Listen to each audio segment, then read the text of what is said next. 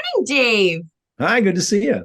You as well, my friend. You are sarcastic and hilarious, and this is why I think we would get along just fine. Okay. So, first, let's talk a little bit about you, Dave, and how you have become this world juggernaut of hilarity. A juggernaut of hilarity.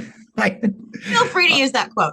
I will. I'm gonna have a business card made up. Dave Barry, juggernaut of hilarity, world juggernaut of hilarity. World juggernaut, yes.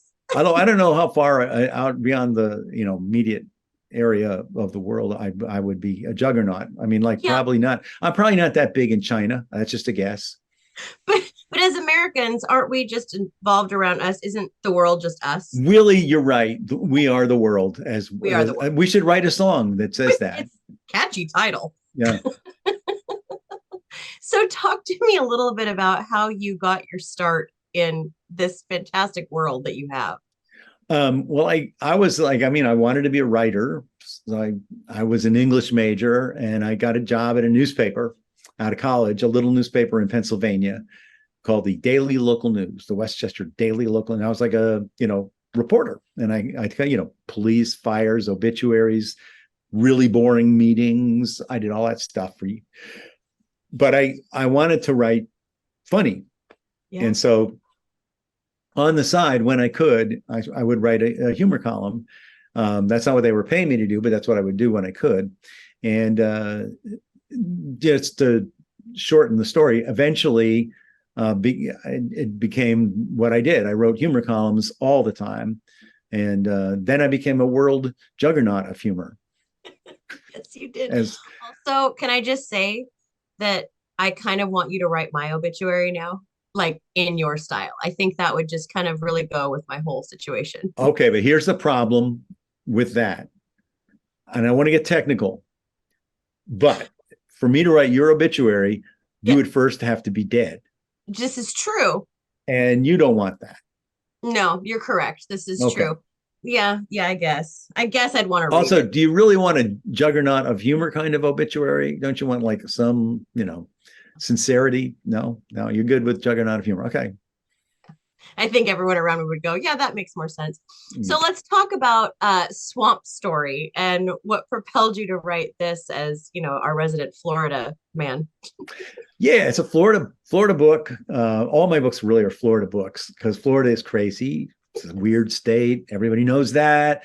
Everybody makes fun of Florida. It's really not fair. There's 21 million people in Florida. Why should we all be judged just because of the bizarre actions of like 19 million Floridians? But anyway, so I live in Miami, right next to the Everglades. Moved there in 1986 from the United States. And over the years, just noticed there are things that when you first get to Miami, you think the Everglades is just a big swamp and there's nothing there. But in fact, there are people there, there are roads there, there are communities, it's just off to the side. And there's a reason people are out there. And it's often strange reasons or illicit reasons or whatever. So this is a story about a bunch of people in the Everglades, right next to Miami, but in the Everglades, doing weird things. And there's a bunch of stoners who are trying to create a reality show. And their idea is to create this monster, this swamp monster called the Everglades Melon Monster. That's their idea. And what it is they get a guy, a desperate loser guy, based on me, who puts on this Dora the Explorer costume hat. So he looks like he has a big head and he stumbles around out there. And they video him on low light, so it looks like a monster. And they want to make that into a reality TV show. And incredibly, this gets on TikTok, and TikTok is this whole thing, this really wonderful thing where any random idiot with a phone can make a video that suddenly becomes world famous. It just depends. And that's what happens to these guys. It blows up huge, way more than they expected. So there's that. There's a young lady who's in a bad spot out there who happens to discover a treasure, and there are legends of treasure in the Everglades. and she's hoping to somehow use that to escape her situation. But unfortunately for her, there's some really horrible people who are also after the same treasure. So that's going on while the monster is going on. And meanwhile, this thing called the Python Challenge, which is the state of Florida invites people to come and try to kill our pythons. We have we have way more pythons than we need. We don't need any, to be honest, but we have. And so these amateurs show up trying to, anyway, and a presidential candidate. So anyway, all these things happen and it becomes one big, wild, insane plot. And that's the book. So you don't need to buy it now because I just told you the book. What an idiot. I like how you put presidential candidates in there with the snakes showing up. Like, I think yes. That's real clever. And the presidential candidate is way, way less likable than the snakes, as it turns out. So, wow, interesting.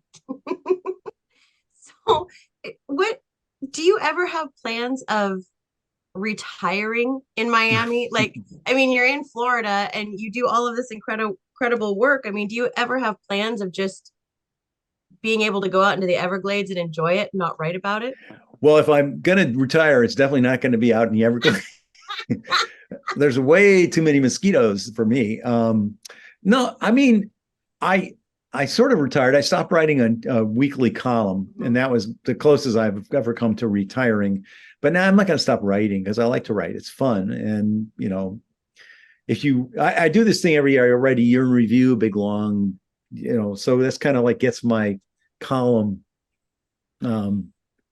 urges out. I can talk about the news all in one big mess at the end of the year. But I don't think I'll ever stop unless people were to come and pay me to stop, or the mafia were to order me to, you know, something like that. And even then, I wouldn't stop. No, come and get me. Come and get me, mafia. They're not going to make a trip to Miami. Let's just. I don't think they really care. I don't think the mafia even cares whether I write or not. I mean, even though I am a world juggernaut, I don't think they care. True. Their suits would not do well in the humidity there. So no. I think you're safe. Right. Good point. I'm full of very good points. Mainly the one on the top of my head. So how can people find your website? Is a wealth of knowledge, which I love. But besides the obvious answer of bookstores everywhere, people can find Swamp Story. And is it true that if they follow the instructions on your website, they could actually send you a copy of the book to have you sign? Not 7 or 10, but a copy? Yeah, well, yeah, that's complicated. Basically, I asked people there's a bookstore in Miami called Books and Books, which is owned by a wonderful guy, and it's a wonderful bookstore. And if people really want me to, the easiest way is to come to a place where I'm signing books, which I'm right now embarking on a book tour, and there's a schedule on my website, davebarry.com, that'll tell you where I'm going. But if you can't do that, you could ask Books and Books in Miami, you know, buy a book. They'll get me to sign it when I'm back in Miami, which I'm not now, and then they'll ship it to you. I love it. Dave, you are fantastic. I think you're creating beautiful things to put in this world because they're funny, and we need humor more than anything, I think, right now. So thank you so much for all of your work. You're fantastic. Well, thank you. I never think of myself as creating beautiful things, but okay, I'll take it. Thank you. Yes, you are.